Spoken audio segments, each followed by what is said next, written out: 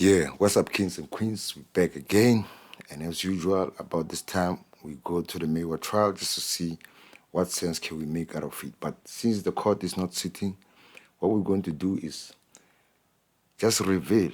In fact, it's not reveal, just to display, to put it on bare, the unfairness of Ratha and how he keeps chiming in, coming in, testifying for the defense, trying to block for Baloi, all kinds of monkey tricks. Now, I'm going to a particular day when Munisi was cross-examining Mr. Mangena, right? And then I'm going to a particular point where Mangena was being questioned about his finding, his scene reconstruction, right? Crime scene reconstruction, where he came up to a conclusion that the deceased was shot in the kitchen just next to the door. And then the door, hence the bullet went into the door. Now, Munisi was asking him, do you realize that your assertion is now being blocked or is being opposed by the assertion made by the witnesses who said the guy was shot between the dining room and the kitchen? Now, Ratha had to come in and he was left with egg on the face. But before we do that, we love your support. We appreciate your support. Please like and subscribe. Hit that notification bell so that when we drop more content like this, you are in the loop. Now, let's get into it. I'm going to leave you with that clip of that day, the events that happened on that day. A lot of things happened on that day. Ratha decided to come through and said, no, Mnisi is now, just before that, Baloi decided to chime in and say he's objecting because Mnisi is basing his assertion on the view or on the assertion that only one bullet was fired. Now, this is totally a nonsense objection because Ratha ignored him and then Ratha decided to bring his own objection when he said, are you discarding this guy's witness, Mangena's evidence? Are you saying this evidence is not correct based on the evidence that was refuted of Mangena by you? Said you don't believe him when he was here, when he was talking about these guys. He was pointing your clients and say, "Yabona, you and you." But you have to realize this. This is not where Munisi was at. And Munisi even told him, I'm not there. He might have said that, but I'm not there. I might come there. This is Ratha putting his foot in it, right? Just messing up everything and just showing us, making more clear to us, he is for the state. Basically, what Ratha is saying is, he is disregarding Madlala's evidence. He is disregarding the evidence of the people in the house based on the fact that the defense is putting their own versions or that which they think might have happened. But now you have to realize the state is the one that came with that version, with his own version. So the state's version cannot change. That Munisi told that the court, the state has a narrow area to play around when it comes to changing their versions. We can come up with assertions. We can make assertions that this is what might happen. This is what might happen, but not the state. So the state now and Ratha is now saying he's disregarding the information of the people in the house, just because the defense also is disregarding some portions of those people.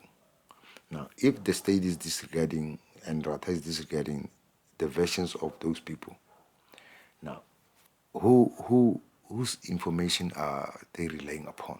Because the witnesses in the house are the one who saw the event. It does not mean that if the defense is saying, I disregard this portion of your evidence, it means they are disregarding the whole thing. It doesn't mean that. But this is what Ratha is basing his assertion upon. That means he's disregarding everything they're saying. That's hence Munisi said, is that the credibility finding? he backed away and he put his foot in it. But you know what? I'll just leave you the clip so that you can get your own thing and see what really happened on that day. And tomorrow I'll post another link, another video, another clip where he's putting his foot in it now. This time on something else. And you know, this one is funny because he's saying when he's repeating questions to Mangena, yet Mangena was not asked that question on the previous day. Because why? There was no sitting the previous day. But yet, even after he been told that there was no sitting the previous day, he still asserts that he is sure. So this is the person that we're going to rely to bring us to a conclusion, to a satisfactory conclusion of this case. I don't think so. You have to. Here's another thing. On this one that we are dealing with today, Ratha, in fact, now Mangena also put his foot in it. He showed us, he displayed to us that they either discussing this case or he was told the versions of the people in the house. Still, though, he say he doesn't believe those people, he comes and do his version of the scene reconstruction based on what he found in the scene. He doesn't care what the people are saying. But now he's saying that guy ran in the house. He ran into the bedroom. When means he never read that sentence. So when he was asked, where do you get that from? He's lying. He's lying straight into our face. He say you just read it, and it's not there. Munisi just told us that Madlala was saying the guy pushed, they pushed the guys, the accused, into the kitchen, and Senzo was tussling with that guy right into the kitchen, in the middle of in the dining room, in the middle of the kitchen and the dining room, on the passage, whatever it is that. So it basically tells us that it's either he was read the story or he was watching these proceedings on TV because they are live, or he was told this version. But now, why does he believe that this guy ran into the bedroom? Hence, he cannot believe his story. He cannot take his story because another shot might have been fired or another firearm might have been produced. Why does he believe that he ran into the bedroom if he doesn't believe everything that's coming from that witness, that eyewitness? You see, the state keeps messing up, and Ratha keeps trying to block for them, but it doesn't work. He's just showing us that he is very unfair. Please comment, tell me what you think about this interaction between Macy and Ratha. Ratha just putting his foot in it and messing up, and even showing us the future, what his finding will be. Please like and subscribe, hit that notification bell so that when we drop more content like this, you are in the loop. Enjoy the loop. Peace. Thank you. Do you understand this up to this far? That's correct, my lord. I understand. Thank you. Now, Mr. Madlala says, at the time when the shot went off,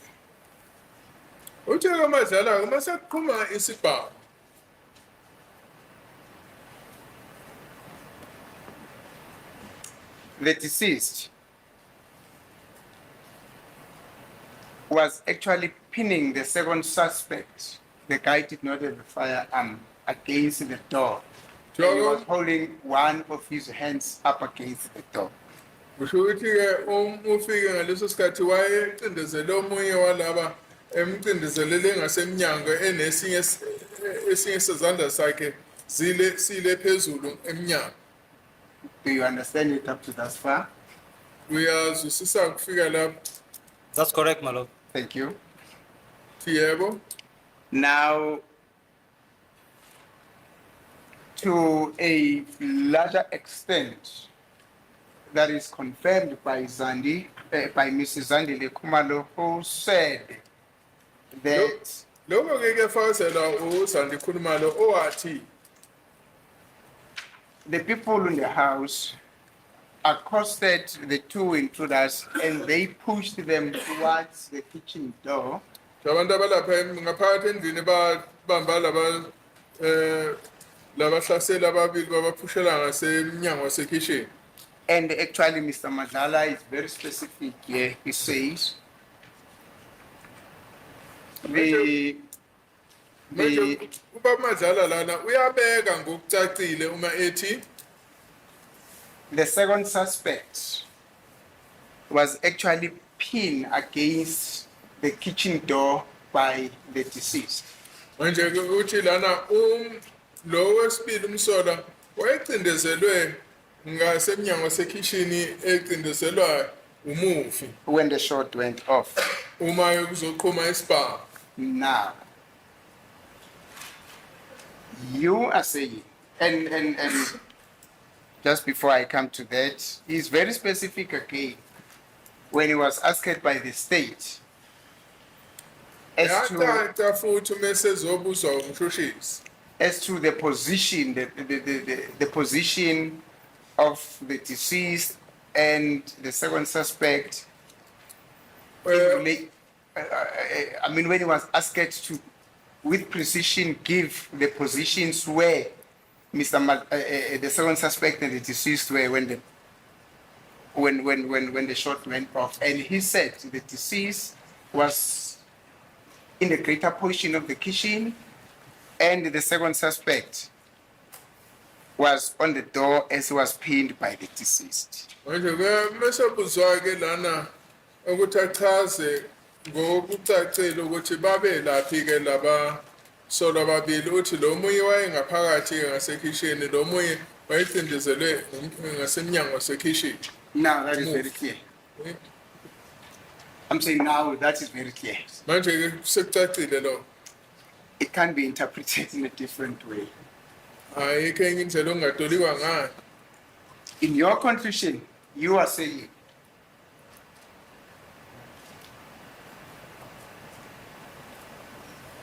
the deceased was struck by a bullet when he was on the side of the kitchen door. I mean, when he was on the kitchen door, which is the reason why the bullet actually exited his body.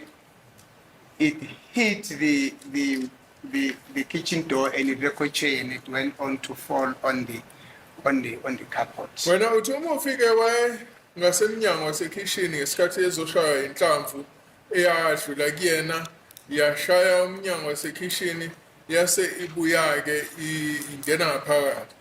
And that is your conclusion in terms of the reconstruction of the scene. Kusho ukuthi le ndlela uchaza ngayo ke musichaza ukubuyisa ukuthi kwakwenzekani ngalelo langa. Now, my question is, Kuzwami ukuthi do you then realize that your conclusion is not backed up by the version of the eyewitnesses, version of the testimonial witnesses who were in the house when this incident happened? uyabona yini State object against that question. It presupposes that only one shot was fired when the witnesses were clear that more than one shot was fired. Mr. Madlala is very clear, my lord. He said when the first shot went off, the deceased was pinning the second suspect on the door. So, sorry. I just want to be fair. Yes, ma'am. Did Mandlala make certain allegations against some of your clients saying, Yagbona, it's you, I know you? Do you remember him saying that? No, I'm not there, madam. You don't remember that? No, what I'm saying No, is no, wait. I'm not there. You could have made them, but I'm not there. Yeah, but you want this witness to discredit me on the basis of that evidence. Is that so? I'm not saying you can't do it. You can do it. If you want to, no problem. I'm unable to follow the court. Okay, madam. never mind. Let it pass. No, madam, it cannot just pass because I need to follow the court and I need to understand the court. Or when the court says, do I then have to discredit the version of this witness based on what Mr. Madlala says? No. Just let it pass. Because if then that is the case, my lord, then the court basically saying the version that Mr. Madlala preferred. Actually, the court is basically is giving a credibility finding on. No, it was put On to Mr. Madlala. It Madlala, was yes. put to Madlala that he is lying. Am I right? About the version of what happened there. Yes, about the identification. Yes, about The identification, you couldn't have seen who. Are you with me? Yes.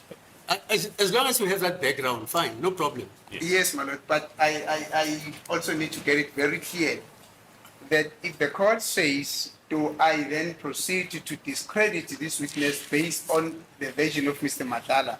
So in other words, what I understand the court to mean from where I'm standing is that Mr. Madlala's version is not something that needs to be believed.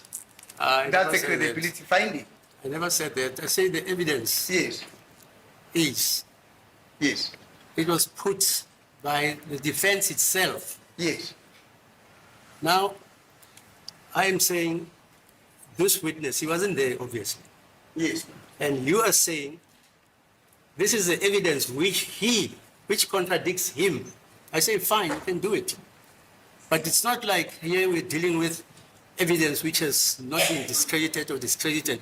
I haven't even arrived at that stage. I'm just saying the drawiller evidence it flows. Ran into the bedroom, we came back, saw this and that and that and that and that.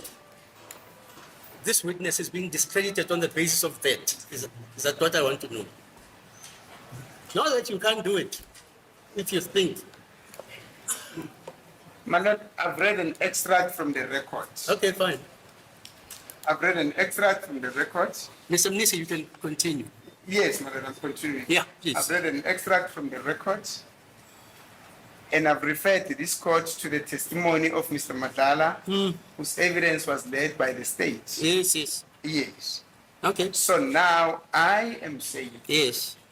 to this witness that does he then realize that his finding on his theory of the reconstruction of the scene does not necessarily accord with what one of the witnesses who were in the house told this court. That's all that. This is where our objection comes in, my lord, that counsel is basing this proposition on the assumption that only one shot was fired when the witness testified that more than one shot was fired. And one cannot therefore say that the witness reconstructed the scene based on the, or criticize his evidence based on the evidence that only one shot was fired. Yes, Mr. Mnisi. Let's continue. As it please the court, my lords.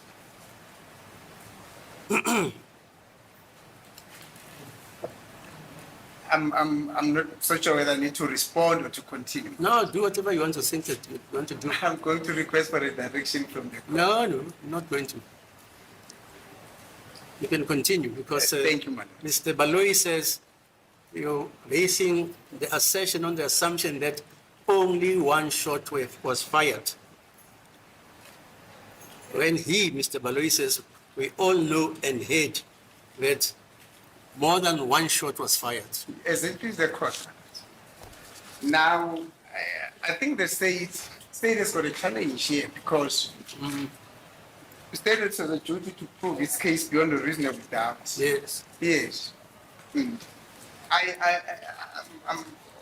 on behalf of the gentleman that we're representing, we're at liberty to come up with assumption with Yeah, fine. probabilities. Yeah. Yes, but the state has got a very little room on which to maneuver when it comes to circumvent the concept of proof beyond reasonable doubt. But that is what I'm saying, sir. Mr. Madlala's testimony is very, when the first shot was fired.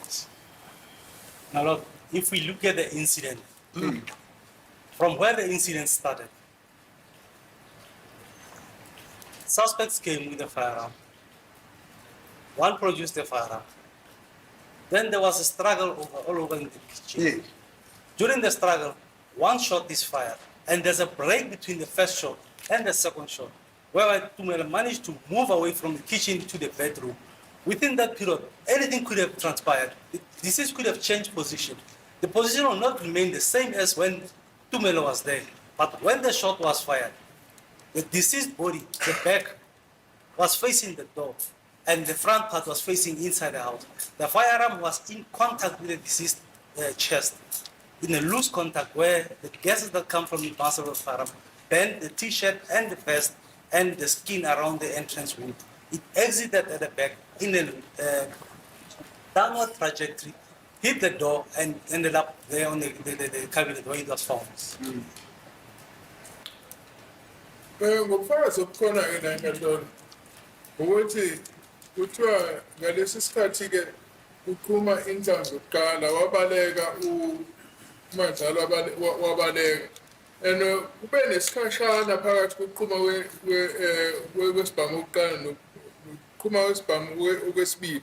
Lo ngachaza ukuthi ke phela angeke kusho ukuthi bonke ababe lapha endlini bameme ndawonye babe nyakaza, and emva kwaloko ke umufi yena kubonakala sengathi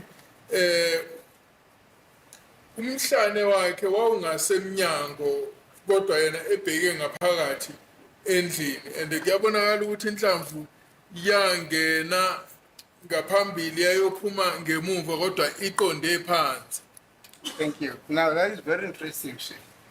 You're saying there was a bit of a time lapse between the first shot and the second shot. Where do you get that information from? Uthi kwaba nesikhashana phakathi kokuqhuma kwesibhamu okokuqala nokuqhuma kwesibhamu okwesibili. Where do you get that information from? Thatha lo. They just read it now that when the shot was fired, Tumelo ran away from it. We just read it now from Tumelo's testimony. Usanda kufunda kufakazi baletha uTumelo ukuthi kwaqhuma isibhamu okokuqala. Is there a portion that I read where it says after the first shot you ran away? Khona Yes, la ready. khona emva kokuqhuma kwesibhamu wabaleka. You're not listening. You definitely were not listening. Futhi awuzange ulalele. From the portion that I've referred to the court, there's no line that I've read where Tumelo says, I then thereafter ran away. Hayi kuloko ngifundela inkantolo namhlanje akukho la ekuthe khona emva kokuqhuma kwesibhamu ngabaleka. The last sentence then. What does it say, that last sentence? Umusho wokugcina lapho Which sentence? I then ran and got myself into the bedroom. ngase ngiyabaleka ngingena egumbini lokulala.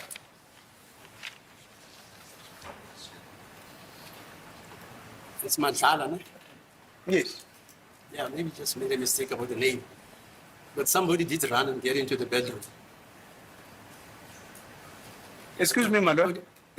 I say, according to the evidence, somebody did run and get into the bedroom. He Thank is you. saying Tumelo. Yes. I mean, who's, Tumelo is what Madlala. did you say? Tumelo is Madlala, man. Tumelo. Yes. Yes. Yeah, whereas somebody who testified in this court said he ran into the bedroom. That's where he found the child or the children of Kelly Kumalo. Yes. Yeah, we know the evidence. He wasn't there when the evidence was being led. Just a second.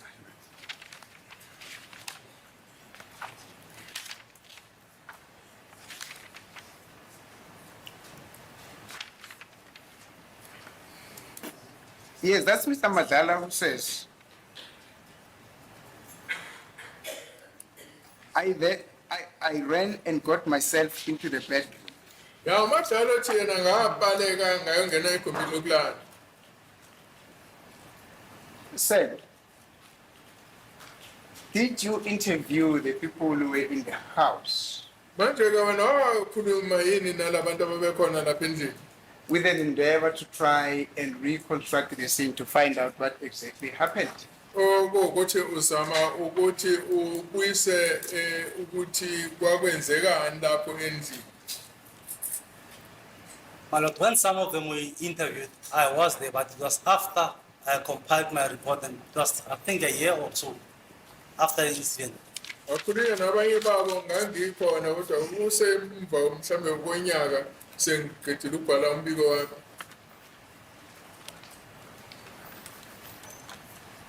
The day on which you went on the 27th, did you interview any witness who were at the scene? Ngomhla I mean, 27 those witnesses were in the house when this incident happened. manje ngomhla 27 wakhuluma yini nofakazi ababekhona lapha endlini? No, my lord.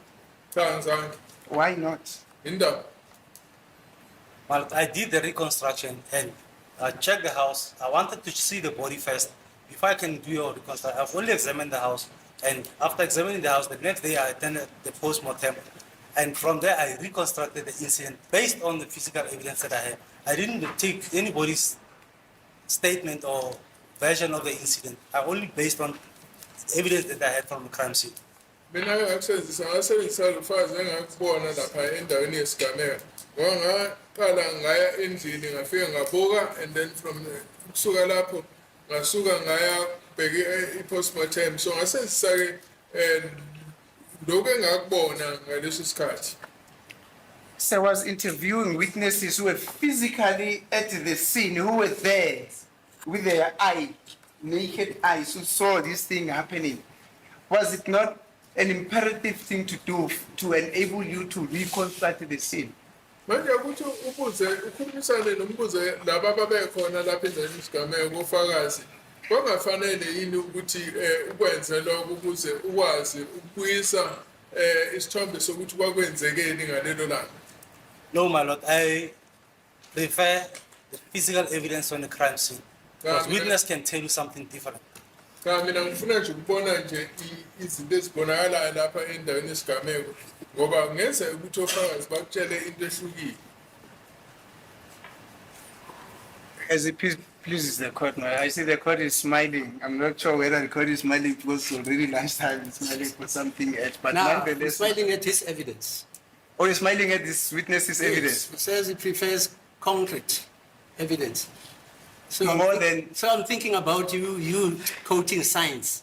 That science is a branch of study that Yes. continually searches for truth and matter. Yes. And you say it has to be precise, And accurate. accurate. Yes. And consistent. That's it. Yes. Now, I don't know how many versions are in the house because when cross-examination was being placed around the court, Yes. and I'm not blaming anybody, Yes. and I haven't decided anything. Yes. I don't know how many versions. The other version was that there was no intruders who got into the house. Yes. You guys who are seated there, you know who shot Yes, madam. the deceased. Yes. Nobody got into that house. Yes, That's ma'am. one of the versions. I can come with others also, Yes. which I heard in this court. Yes. That's why I'm smiling. They will probably be coming, madam. May we have a lunch break, madam? Yeah. Thank you. And then also there's evidence about a bullet, which is what, 0.99 on the cupboard. 0.38. What point? Which one on the cupboard? 9mm bullet. On the cupboard. Yeah. And of course, we heard a version by Mr. Ngome Zulu that, hey, long and short, saying, and she was trying to separate the fight between Kelly and Zandi. May we have a lunch break, madam? And we shot him with a .38. And the bullets, I don't know where they are. Lunchtime.